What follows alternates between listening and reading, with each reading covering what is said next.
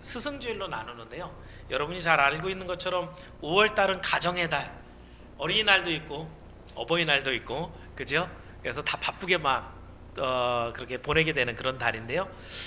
특히 우리 교회가 조금 저 때문에 일정이 늦춰져서 지난주에 한꺼번에 어린이날 어버이날을 다 했는데요. 오전에 말씀드렸던 그 어린이날 그 설교 내용은요, 사실은 아이에게 가장 좋은 것을 줘야 된다라는 거죠. 애가 좋아하는 게 아니라 어린이에게 중요한 것, 이 아이가 정말 필요한 것, 자기는 그게 뭔지 모르거든요. 그죠? 하나님의 복음이고 생명을 주는 것, 이게 정말 중요하다 그랬어요.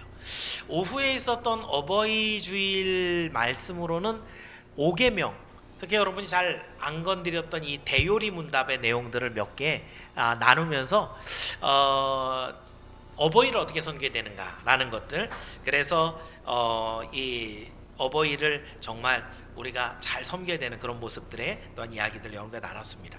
자, 그런데 이제 성경에서 규정하고 있는 대요리 문답의 내용들을 보면 어버이가 그냥 육신의 부모뿐만이 아니라 성경은 모두 얘기하고 있냐면 권세자들, 세상의 권세자들, 학교의 선생님, 직장의 상사, 특히 교회의 목회자까지도 성경에서는 어버이의 범주에 넣고 있다고 그랬습니다.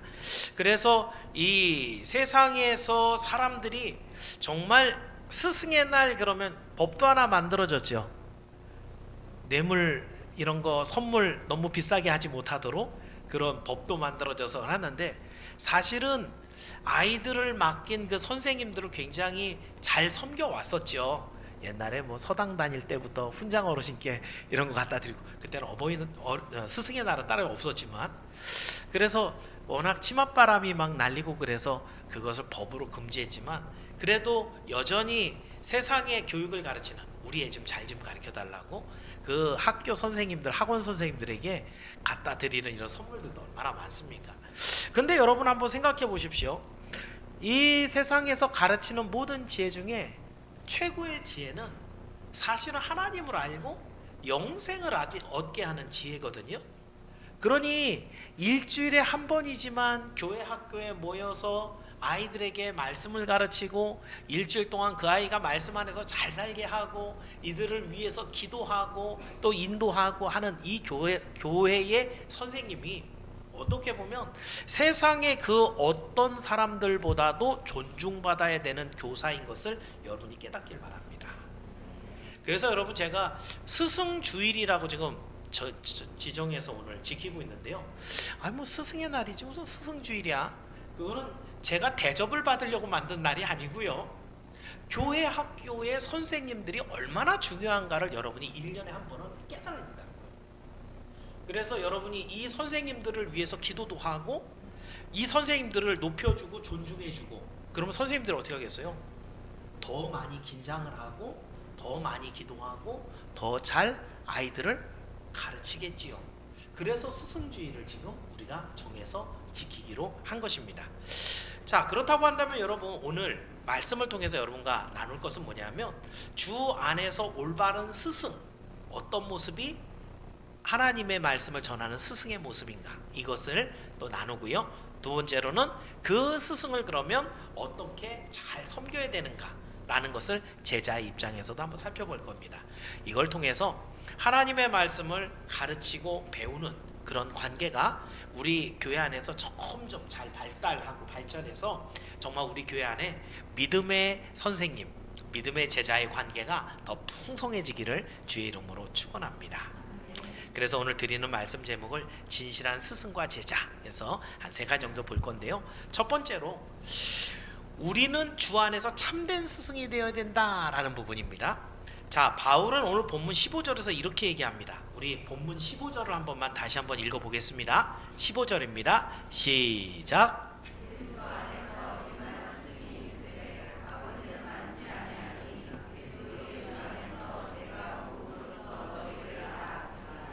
자, 이 말은요, 교회 안에 선생님이 되게 많은데 성경 가르치고 교리 가르치고 또 이렇게 하는 거 잘 체크해주고 이런 선생님들이 많지만 참으로 제자들을 자기 자녀처럼 여겨서 눈물 흘려가면서 아버지처럼 어머니처럼 길러내는 선생님은 많지 않다, 이런 얘기를 하는 거예요. 여러분 한번 생각해 보실래요? 내가 어렸을 때 나를 가르쳤던 선생님 중에 기억나는 교회 선생님 있다면 어떤 선생님이 있었을까? 각각의 여러분들에게 있었을 거예요. 혹시 없었다면 참 서운한 그런 시간들을 보낸 거죠, 그죠? 자, 그런데 오늘 바울은 이 말을 하는 이유가 있어요. 지금 여기 장소가 고린도 교회거든요. 고린도는 굉장히 항구 도시이고 돈이 많이 왔다 갔다 하는 그런 아주 상업의 번성지였어요. 그런데 거기에서 이 바울이 1년 6개월 동안 고린도 교회를 세웠거든요. 그리고 나서 바울은 계속 이동하잖아요. 그러니까 이제 거기에 다른 목사님을 두고 바울이 왔는데, 그런데 그 이후에 고린도 교회에 누가 들어갔냐면 거짓 선지자들이 들어간 거예요. 그래서 이 사람들이 들어가서는 성도들을 엉뚱한 것으로 가르치니까 사람들이 미혹을 받아서 사실은 믿음에서 자꾸 떠나게 되는 이런 모습이 있었어요. 첫 번째. 두 번째는 이 거짓 선생님들이 제일 적이 누구겠어요? 이 교회를 세운 바울이에요. 자기의 가르침을 주장하려고 하니까 바울이 이야기하고 있는 것들을 어떻게 해야 되는 거냐면 이건 잘못됐어 라고 사람들을 미혹해야 되거든요. 그래서 결국은 바울은 진짜 복음을 알고 있지도 않은 사람이고, 그래서 바울을 그 갖고 있었던 이 스승의 권위를 완전히 무너뜨리고 바울을 몹쓸 사람처럼 매도하고 있는 이런 상황이었어요. 그랬을 때 바울이 내가 너희를 주 안에서 낳았다 라고까지 지금 얘기하고 있습니다. 자, 여러분은 어떠세요? 여러분의 젊었을 때 또는 지금 교사 선생님들도 있을 건데, 우리 맡은 아이들을 가르칠 때 아우 내 자식처럼 생각하고 가르치는지, 아니면 정말 어떤 계약 관계처럼 학원 선생님처럼 그냥 너하고 나하고 오늘 1년 동안에 내가 선생님 네가 또 제자 이렇게 가르치고 있는지. 근데 바울은 지금 내가 주 안에서 너희를 낳았다라고 얘기한다고요. 왜냐하면요, 이 고대 사내들의 문서에 보면 이런 구절이 있어요. 만일 어떤 이가 이웃의 아들에게 토라를 가르치면 그것은 그가 그 이웃의 아들을 낳은 것과 같다. 토라는 구약의 이 모세오경이거든요. 그러니까 굉장히 성경을 잘하는 사람이 있어. 옆집 아들에게 이 옆집 아저씨가 성경을 가르친 거예요. 그러면 이 아저씨는 어떤 관계가 되냐면 그 사람을 이 사내들인 문서에서는 아들을 낳은 것과 같다 이렇게 얘기를 하는 거예요. 그러니까 바울이 주장하는 내용들은 엉뚱한 얘기를 하는 건 아니죠, 그죠? 그래서 바울은 자기가 하나님의 말씀으로 지금 바울이 고린도 교회를 세웠고 눈물로 기도하고 가르쳐서 성도들을 세워놨기 때문에 나는 너희를 낳은 아버지와 같다 이렇게 얘기하고 있는 거예요. 그래서 여러분, 지난주 제가 말씀드렸던 것처럼 성경은 교회에서 복음을 전하는 목회자를 부모의 범주에 넣고 있습니다. 뿐만 아니라 각각의 교사 선생님들, 특히 우리 유치부 꼬마들 같은 경우는 뭐 아이들이 교회에서 이제 배우고 가더라도 놀고 가지 뭘 배웠다라는 게 많이 안 남을지도 모르잖아요. 그러다 보면은 아이 뭐 교사가 뭐 애들 봐주는 거지 이렇게 생각하는 경우가 많은데 절대 그렇지 않다는 거예요. 교사는 철저하게 하나님의 말씀으로 하나님의 사랑으로 가르치는 어버이와 같은 그런 심정으로 가르쳐야 돼요. 교사를 받을 때 그래서 올해 내 아이구나 라고 하는 마음으로 이 아이들을 내 반으로 받으셔야 되고, 그 아이들을 내 자식처럼 사랑하면서 잘 인도해야 된다는 것이죠. 그리고 반드시 뭘 가르쳐야 돼요? 예수 그리스도를 가르치는 거예요. 이게 다른 거죠. 세상에 있는 모든 선생님들과 다른 한 가지는 바로 이 선생님이 제자에게 예수 그리스도를 가르치는 거예요. 그랬을 때 그 선생님을 하나님은 뭐라 그러냐면 참된 스승이다 라고 말씀하십니다. 이것을 기억하시고 우리 교회에 있는 교사 선생님들, 또 선교팀을 이끌고 있는 선교팀장님, 또 각각의 교육부서를 맡고 있는 부장 선생님들 다 하나님 안에서 주 안에서 어버이와 같은 사람이다 라는 것을 기억하시고, 그 스승들은 반드시 하나님의 말씀으로 무장하시고 제자들을 자녀같이 잘 양육해서 정말 귀한 믿음을 가르치는 우리 모든 교사들이 되기를 주의 이름으로 축원합니다. 자, 두 번째는요, 그럼 스승이 이 제자들을 그럼 자녀처럼 가르치는데 어떻게 가르쳐야 되느냐? 한 세 가지 정도로 살펴볼 거예요. 첫 번째는요, 사랑으로 가르쳐야 됩니다. 자, 이제 오늘 본문 14절의 말씀인데요. 자, 14절을 한번 읽어볼게요. 시작.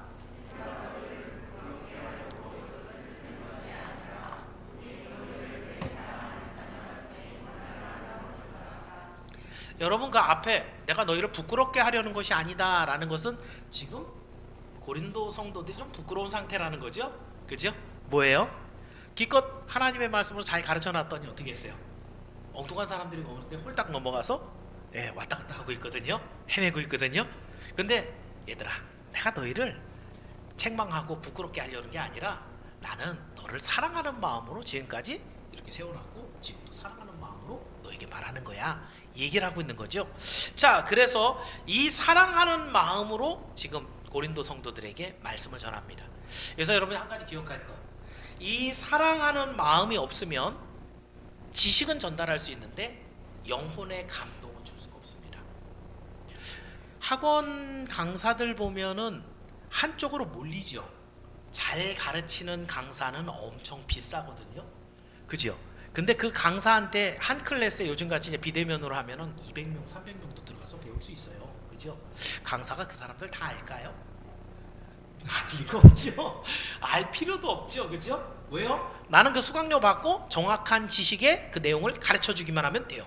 근데 그렇게 하고 배울 수 있는 게 있는 거죠. 그죠? 그 시험 잘 본단 말이에요. 그러니까 그렇게 정확한 지식을 가르쳐 주는 것은 얼마든지 사랑 없이도 가르쳐 줄 수가 있어요. 그런데 그 사람의 어떤 삶의 인생의 터닝 포인트를 줄 수 있는 감동을 주는 것, 이것은 반드시 사랑과 관심이 있어야만 줄 수 있는 것이요. 당시 고린도 교회 안에 거짓 스승이 많이 들어왔다 그랬잖아요. 이 사람들을 보통 이제 성경에서 영지주의 이렇게 얘기를 하는데, 영지주의는 어떤 거냐면요, 우리가 알고 있는 복음, 예수님을 믿고 우리가 모든 죄의 해결함을 받고 천국 가는 게 이게 복음인데, 영주주의자들은 그때 당시에 일어난 이단들이었어요. 이들은 뭐라고 주장했냐면 우리가 구원의 길을 알고 있다는 거예요. 이 복음, 예수라고 하는 거 말고 우리가 알고 있는 특별한 이 지식을 알아야 되는데 이 지식은 우리만 알고 있다는 거예요. 그러니까 어떻게 해요? 이 지식을 너희들한테 우리가 가르쳐 주는데 대신 돈을 많이 내라. 그러면 내가 이걸 가르쳐 주면 그래야 너희들 구원받는다. 이 이야기가 고린도 성도들에게 굉장히 잘 통했어요. 왜냐하면 구원이라는 결과, 구원이라는 일이 작은 일이에요, 큰 일이에요? 여러분이 아무리 돈을 쏟아부어도 병을 고칠 수 있다 그러면은 그거 다 쏟아붓고 병 고치지요. 근데 병 고치는 정도가 아니라 영생을 얻어요. 그러면 여러분 돈을 얼마나 쏟아부어야 그걸 살 수 있을까요? 그치요? 그런데 복음을 보니까 예수 믿고 그 복음 전하는 사람들 보니까 예수님 믿고 천국 가세요 하면서 복음을 가르쳐 주더라고요. 공짜로 배워요. 공짜로 받아요.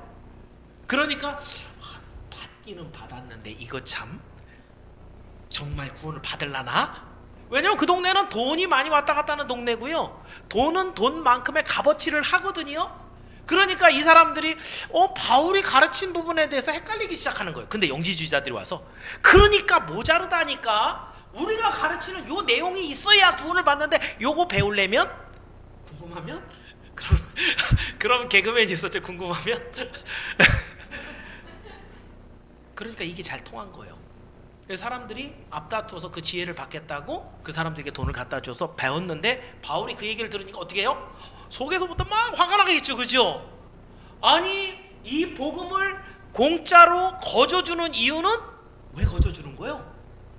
우리 안에는 그 구원을, 어마어마한 구원을 받을 수 있는 대신 치를 수 값이 아무것도 없어요. 아무리 큰 부자라도 그 값을 치르고 그걸 받을 수 있는 사람 아무도 없단 말이에요. 그래서 하나님께서 어떻게 주신 거예요? 공짜로 주신 거예요. 구원의 그 모든 열매가 시시하기 때문에 공짜로 주는 게 아니라 그 놀라운 구원을 치를 값이 우리에게 없기 때문에 모든 사람에게 이 구원을 우리 주님이 공짜로 주시는 거예요. 그래서 이 복음을 전할 때, 복음 전하는 바울은 심지어 고린도에서 천막을 만드는 일을 했지요. 그러면서 그 자기가 받을 모든 것들을 자기가 스스로 충당하면서까지 공짜로 가르쳤는데, 이렇게 이 영지주의자들의 돈을 요구하는 이런 모습을 보면서 고린도 성도들에게 따끔하게 이렇게 책망을 하고 있는 겁니다.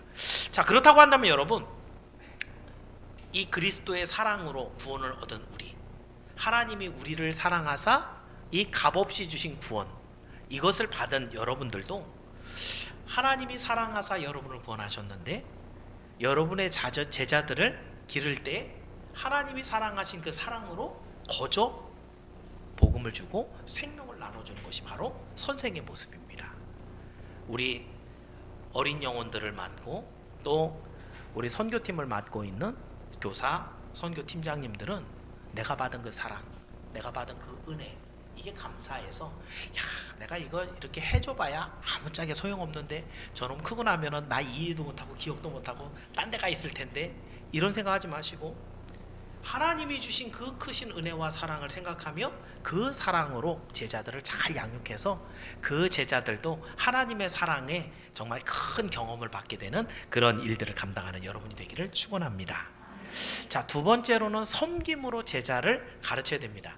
자, 이번에는 오늘 본문에서는 해결이 안 되고요, 마태복음 23장 8절을 한번 찾아볼게요.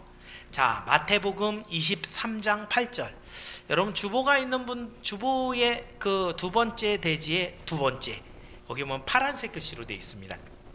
자, 우리 주보에 있는 내용만 그러면 읽어볼까요? 그러나서부터 한번 읽어볼게요. 마태복음 23장 8절 시작.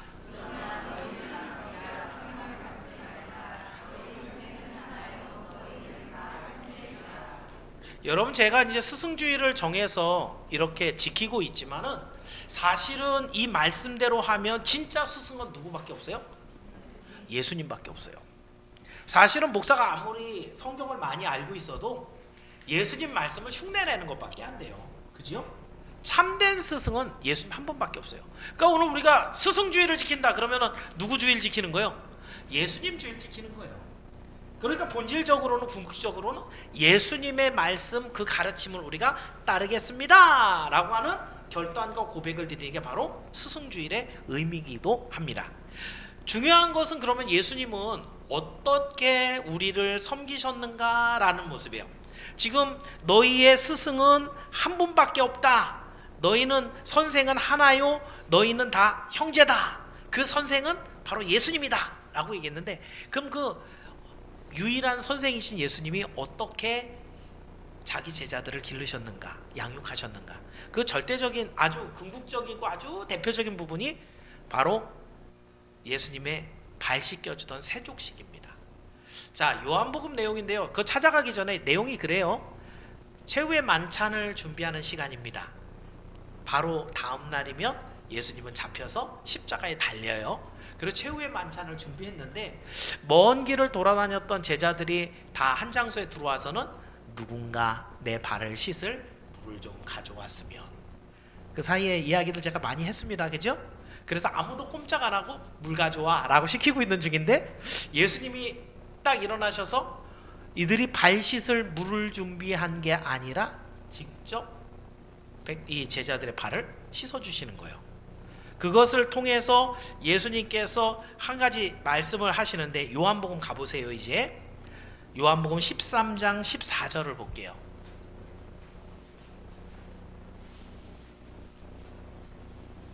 요한복음 13장 14절. 여러분, 우리 좀 늦는 분들은 주보로 보시면 됩니다. 13장 14절을 다 읽겠습니다. 오늘 본문 있는데 같이 읽습니다. 시작.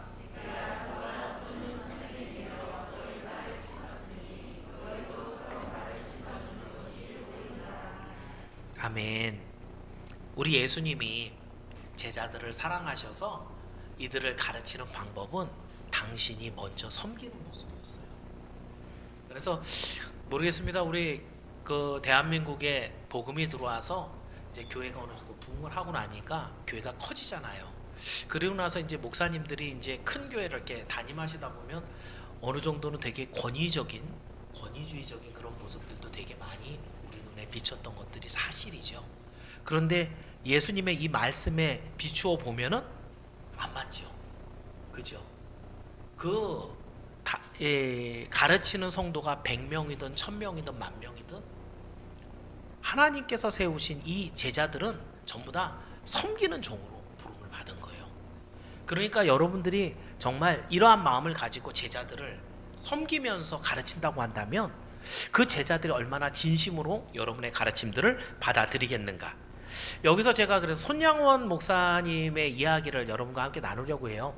손양원 목사님이 원래는 이 고신교단이었습니다. 그래서 노예에서 이제 이분이 목사 안수를 받고 나서 어디로 발령을 내렸냐면 여러분이 잘 아시는 애양원과 이 성산교회로 보냈어요. 성산교회가 이제 애양원 바로 옆에 있습니다. 같이 묶여서 사역하는 곳이에요.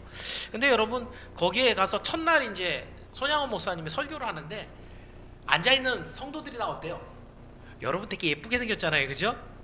그렇지만 그 애양원 다 가보셨죠, 그죠? 우리 선양교에서는 아마 그때 그 우리 국내 선지 탕자하면서 가본 데 중에 하나가 아마 애양원일 건데 거기 가면은 아직도 이 나병 환자들이 아직 살고 있는 분들이 좀 있어요. 지금은 모르겠는데 그런데 그 당시에는 그런 사람들이 전부 다 모여 있는데 나병, 문둥병이죠, 그죠? 살이 이렇게 이렇게 문드러져 갖고 이렇게 뚝뚝 떨어져 나가잖아요. 그러니까 어떤 사람은 손가락이 없고 어떤 사람은 막 뭐 이렇게 막 찌그러져 있고 막 얼굴도 험상궂게 돼 있고 그런 분들이 여기 쫙 앉아 있는데 첫날 딱 설교를 하고 나서 이 손양원 목사님이 큰 좌절에 빠진 거죠.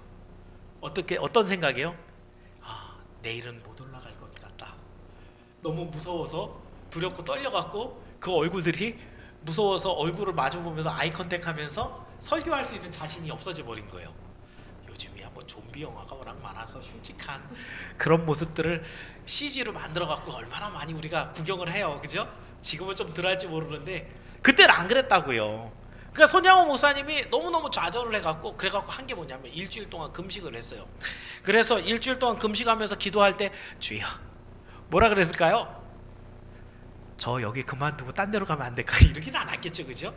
예, 하나님께서 보내주신 사명인데 그래서 하나님 이거 어떻게 하면 좋겠습니까? 제가 이 사람들을 좀 보고 안 놀래면 이게 말씀 전하면서 무서워서 놀라고 이러면은 은혜가 안 되길 거 아니에요. 그런데 이 사람들을 보고 안 놀랄 수 있으면 얼마나 좋을까요? 이렇게 기도를 했는데 하나님께서 은혜를 베푸시기를 일주일 딱 기도가 끝나고 나서 강단에 섰는데 이 손양원 목사님의 눈에 들어온 나병 환자들 그 사람들 그대로 또 와 있잖아요. 그 교회는 다른 사람은 안 오거든요. 누가 오겠어요, 그죠?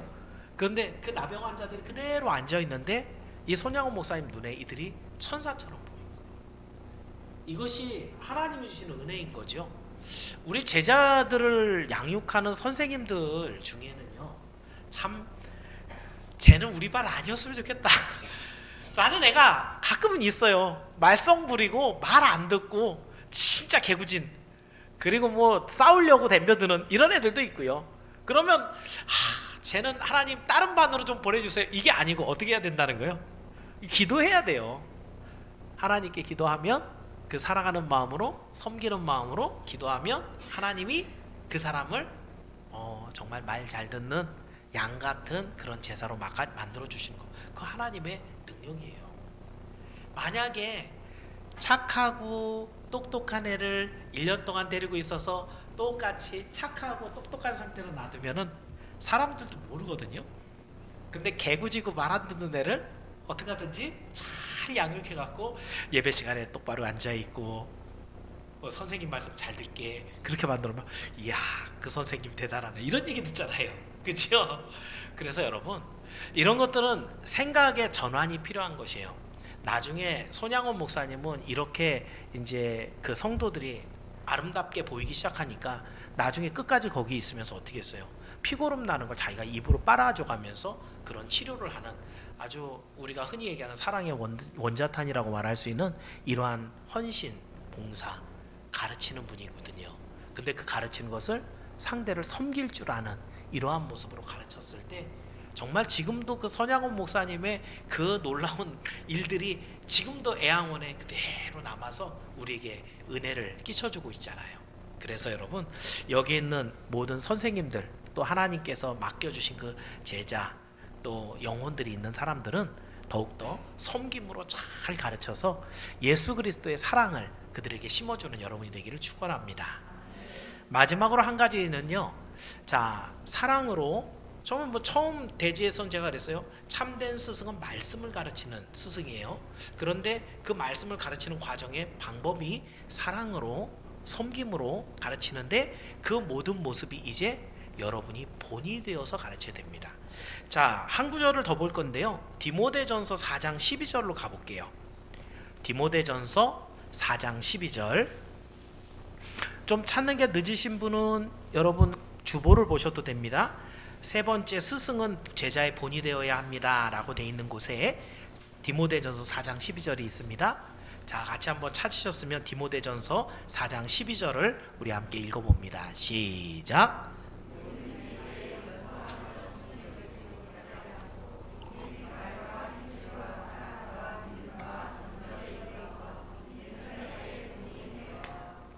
여러분, 스승은요 제자에게 본이 되는 자예요. 근데 여기 본이라고 하는 단어, 튀포스라고 하는 원어인데요, 이게 원래 동사에게 때리다, 두들기다라는 단어예요. 그러니까 이게 무슨 말이냐면, 지금은 뭘 하나 만들면 금형이라는 게 있어요. 틀을 만드는데, 지금은 금형을 뜰 때 뜨거운 이런 데 넣어갖고선, 녹여갖고선 만들거든요. 근데 이런 기술은 한참 뒤에 생겼고, 예수님 시대에 이 틀을 만들 때는 어떻게 했어요? 금속으로 만들면 어떻게 해요? 진짜 막 두들겨야만, 뭐 이렇게 거기다 불 지펴갖고 이렇게 하지만은, 지금같이 완전 녹여갖고 주르르 흐를 정도는, 이거 기술은 생긴 지 얼마 안 됐고요. 그 전에는 풀무부에 넣고 뜨겁게 해갖고 막 두들겼단 말이에요. 그래갖고 원하는 모양으로 형태를 만들어갖고 나중에 그거 식은 다음에 거기다 뭘 부으면은 그거대로 이렇게 만들어지는, 이 틀, 이런 뜻이에요. 본. 자, 그렇다고 한다면 이 본이라는 단어는 스승에게 적용될 때, 스승이 제자의 본이 된다. 본이 되려면 누굴 두들겨 패야 되는 거예요? 예, 대부분의 선생님이 누굴 두들겨 패요? 제자를 두들겨 패죠. 그죠? 이건 본이 아니에요. 본이 된다라는 건 누굴 두들겨 패는 거예요? 나를 두들기는 거예요. 말씀으로 나를 두들겨서 삐져나온 것들은 부드럽게, 그리고 내가 부족한 것들은 그런 것들을 채워서 하나님의 말씀을 증언하고 또 그렇게 살아가는 모습에 틀이 되는 것이죠. 그렇게 됐을 때, 내가 먼저 하나님 앞에서 틀이 만들어졌을 때, 내 안에 들어온 제자는 내 안에서, 그 틀 안에서 형태를 갖춰가는 하나님의 사람이 된다라는 거예요. 이처럼 스승이 되는 일은 쉽지가 않아요. 그래서 예수님께서도 이 야고보서 3장 1절을 통해 이렇게 말씀하셨어요. 이번에 주보를 한번 보고 그냥 바로 읽어볼게요. 야고보서 3장 1절 되어 있는 부분 같이 읽습니다. 시작.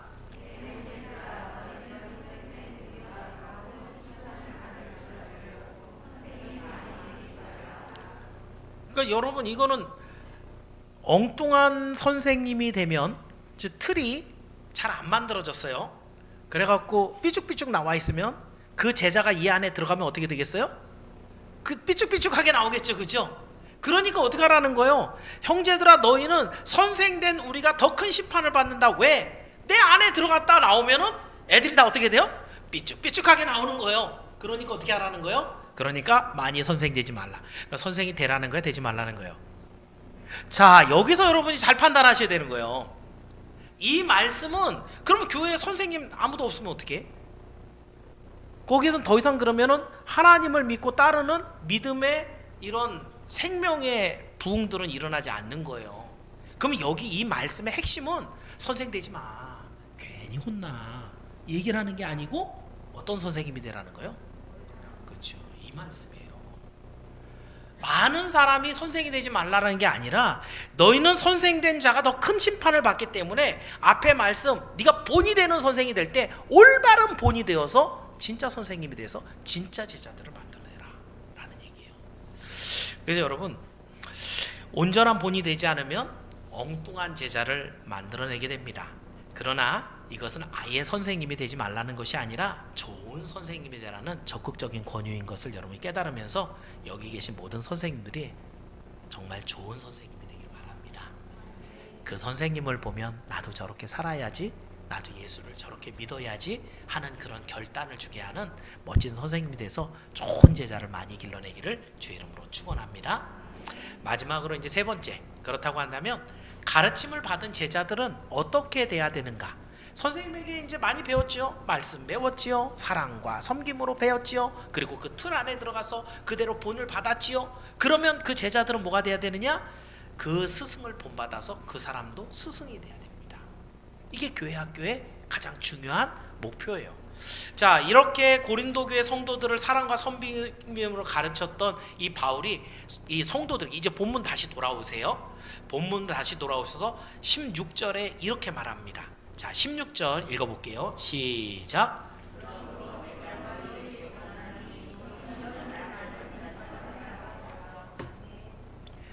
제자들이 선생님 정말 좋은 분 만나서 열심히 배우면 그 선생님을 닮아가게 돼 있어요.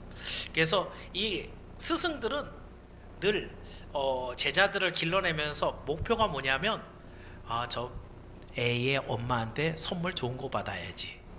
이게 목적은 아니죠. 목사가 어느 교회 가고 나 사례 많이 받아야지. 이게 목사가 되면 어떻게 돼요? 그럼 싹군이 돼요. 그죠? 그럼 교회 학교에서 선생님, 선교팀장, 목사는요, 어떤 목표를 갖고 이런 모든 사역들을 감당해야 되는 거예요? 내가 가르친 사람들이 온전한 신앙인이 되어서 나중에 내가 이 자리에 없더라도 나를 대신해서 더 멋있게 가르칠 수 있는 스승을 만들어 놔야지. 그래서 제가 알고 있는 굉장히 유능한 선생님이, 교회 학교 선생님이 이런 표현을 했어요. 내 목표는 나하고 똑같은 사람 하나 복제해 갖고 놓는 거예요. 복제라는 말이 좀 우리한테 불편한 말이긴 하죠, 그죠? 그렇지만 이분이 표현하고 싶은 게 뭐예요? 나하고 똑같은 믿음, 나하고 똑같은 열정, 나하고 똑같은 사랑과 섬김, 이것을 갖고 내가 없는 자리에, 아니면 내가 있더라도 더 많은 사람들에게 가르칠 수 있는 이런 스승들을 많이 만드는 것. 그러면 그 교회가 어떻게 되겠어요? 날마다 하나님의 사람들로 가득 채워지게 되겠죠. 여러분, 그래서 여기에 있는 본받는 자가 되라 라고 하는 이 본받는 자, 흉내내기를 잘하는 사람이란 뜻이에요.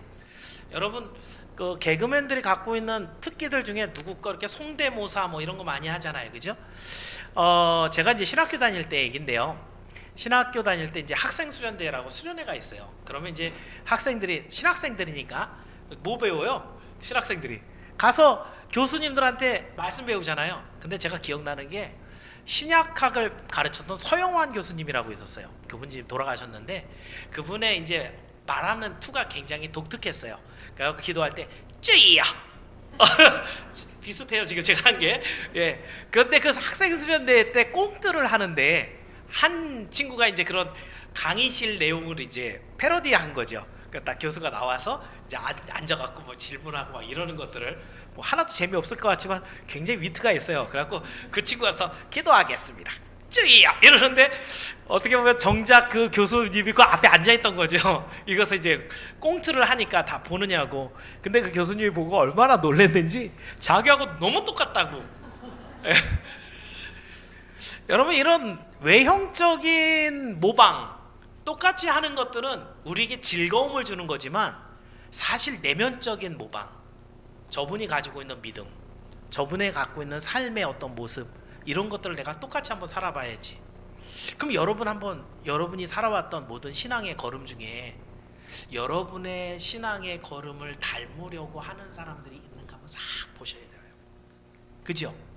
왜냐하면 여러분의 살아가는 모습이 너무 부럽고 그것이 바르고, 그래서 그게 살아가고 싶어서 스스로를 변화시키는, 가정 안에서는 보통 아들들은 아버지를 닮아요. 딸들은 또 엄마를 많이 닮고. 그런데 그 닮을 때 나중에 나는 엄마처럼 안 살 거야 그랬는데 한 30, 40대 갖고 결국은 내가 엄마하고 똑같이 하고 있네? 속상해요? 안 상해요? 속 안 상해요? 그런 거 말고, 그죠? 정말 우리 아빠가 우리 엄마가 좋은 믿음을 갖고 있는데 나 그거를 정말 닮고 싶은데, 근데 자기가 노력해도 엄마 아빠 그 벽을 못 넘거든요. 근데 아빠 엄마가 볼 땐 어느 날 보니까 쟤가 나하고 기도하는 스타일이 비슷하네, 쓰는 단어가 비슷하고 목표가 비슷하고 살아가려고 애쓰는 그런 모습 비슷하네. 그럼 뭐 한 거예요? 그 본받고 있는 거예요. 이런 아름다운 모습들이 가정 안에서, 교회 안에서, 각각의 교육기관 안에, 선교팀 안에 이런 것들이 있어야 돼요. 그러면서 그 사람들이 본을 받아서 그 스승을 닮아가는 모습, 이런 것들이 사실은 교회에 우리 하나님이 주시는 성장의 모습들이에요. 여러분 붕어빵 이렇게 만드는 거 보셨어요? 우리 양경미 권사님이 붕어빵 정말 좋아하시는데, 예.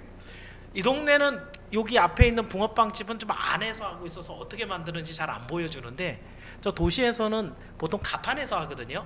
길거리에서. 그럼 붕어빵 기계가 있고 이렇게 하는데, 아시죠? 시커멓게 생긴 거 뚜껑 열어갖고 맨 처음에 그거 보신 분이 있는지 모르겠어요. 먼저는 식용유 같은 거 이렇게 발라요. 그리고 이렇게 좀 지나가서 이제 거기다 이제 밀가루 반죽해 놓은 거, 그다음 그 안에 안고 집어넣고 덮고 이제 돌지요, 그죠? 가면서 이제 따뜻한 적당한 온도로 한 바퀴 돌았어요, 그죠? 그리고 익을 때쯤 돼 갖고 이제 열어보잖아요, 그죠? 딱 열었는데 붕어빵 기계에서 이렇게 돌았는데 거기서 호랑이 빵이나 병아리 빵 나오는 거 보셨어요? 반드시 거기서는 붕어빵이 나와요. 지금 우리가 표현할 때, 야, 넌 아빠하고 붕어빵이야, 닮았다는 얘기죠. 사실은 이 붕어빵이라는 단어는 누구를 닮았다는 얘기로 이제는 우리가 표현하는 단어로 고유명사 같이 사용하고 있어요. 그렇죠? 분명히 붕어빵 틀 안에 들어갔던 그 반죽은 반드시 붕어빵이 돼갖고 나와야지 정상이에요. 우리가 좋은 스승에게 배웠다. 우리 34년 동안에 우리 선양교회를 이끌었던 우리 송병국 목사님이 정말 좋은 신앙으로 가르쳤다라고 한다면 그 배운 사람들이 다 어떻게 되는 거예요? 똑같이 붕어빵이 돼야 되는 거예요. 만약에 지금 온 이 김동현 목사가 가르치는 성경 이 모든 내용들이 성경의 내용이다, 그러면 여러분이 뭐가 돼야 돼요? 성경의 사람들이 돼야 되는 거예요. 여러분의 선교 팀장이 사랑과 섬김으로 정말 잘 섬기는 사람이다, 그러면 여러분이 뭐가 돼야 돼요? 사랑과 섬김의 사람이 돼야 되는 거예요. 이건 제자가 해야 되는 거예요. 이건 선생님이 가르쳐 주시는 것에 대해서 제자가 반응하는 모습이에요. 제자의 목표라는 거예요. 그래서 그 제자들은 그 스승의 가르쳐 준 것들을 잘 따라가면서 하나님이 주시는 유익한 것들을 여러분들이 만들어서 보여줘야 되는 거죠. 그래서 여러분, 이렇게 주의 말씀을 잘 가르친 스승들은 가장 큰 면류관이 바로 당신에게 이렇게 맡겨주셨던 양들인 것을 여러분 믿길 바랍니다. 우리 교사들이 정말 힘들거든요. 교회에 있는 모든 직분 중에 교사라는 직분이 제일 어려워요. 그런데 월급도 안 주죠. 그래놓고 하라는 건 되게 많죠. 오늘도 예배 끝나자마자 막 우리 초등부 교사들 막 제 방으로 모여서 회의하고, 막 시간 없어서 뛰어나가고 성가대 연습하고 진짜 바쁘거든요. 그런데 월급도 안 주는데 왜 해요? 그죠? 하나님이 주신 사명이 이 맡은 아이들이 온전하게 변화돼서 믿음 갖고 잘 자란 것이 각 교사들의 면류관이에요. 하늘나라에 가서 우리 하나님께서 그거 다 계산하고, 너는 이런 생명의 면류관을 만들어서 네가 썼어 라고 하는 것을 우리 하나님 인정해 주시는 거예요. 그래서 여러분, 교회 학교에서 정말 사랑과 열정이 풍성한 그런 교사들이 많이 세워지기를 바랍니다. 여러분으로 말미암아 여러분과 똑같은 붕어빵들을 많이 만들어내셔서 정말 이 교회에 하나님의 말씀으로 충만한 그런 제자가 많아지기를 축원합니다. 사랑하는 여러분, 우리 옛 가르침에 보면 스승의 그림자도 밟지 않는다라는 말이 있지요. 이것은 세상의 지혜도 가르치는 그 스승이 얼마나 귀한가, 이것을 우리에게 가르치는 그런 옛말입니다. 그런데 하물며 세상 지식도 그렇게 중요하게 배우는데 하나님의 말씀을 가르쳐서 영생을 얻게 하는 그 교사들의 모든 수고와 이런 것들은 얼마나 더 귀할까, 여러분이 다시 한번 생각해 보길 바랍니다. 오늘 진실한 스승과 제자에 대해서 살펴봤는데, 주 안에서 진실한 스승은 하나님의 복음 진리 그리스도를 전하는 사람이라고 했어요. 그 방법은 막 때리고 패는 게 아니죠, 그죠? 사랑으로 섬기면서 오히려 자기 자신을 잘 두들겨서 펴서 본이 되는 이런 모습으로 가르치고, 배우는 제자들은 어떻게 배우라고요? 그 본을 보여준 스승의 모습대로 사랑도 배우고 겸손도 배우고 특히 말씀도 배워서 그 본에 따라서 붕어빵이 나와야 된다는 거죠. 이렇게 많은 스승들이 또 배출이 되고 배출이 됐을 때 그 교회가 진짜 부흥하는 교회, 하나님의 능력을 감당해낼 수 있는 그런 큰 교회가 되는 것을 여러분 믿길 바랍니다. 오늘 본문 마지막 15절에 있는 구절을 제가 다시 한번 읽어드릴 거예요. 그리스도 안에서 1만 스승이 있으되 아버지는 많지 아니하다. 이 말씀을 여러분 마음에 새기길 바랍니다. 사람들이 가르치고자 하는 사람은 많아요. 잘 가르치는 사람도 있어요. 그런데 그 1만 스승 중에 진짜 자식처럼 사랑하면서 자기의 모든 헌신을 통해서 가르쳐내는 그런 교사는 많지 않아요. 우리 선양교회에 있는 모든 선생님들이 그런 교사가 되길 바랍니다.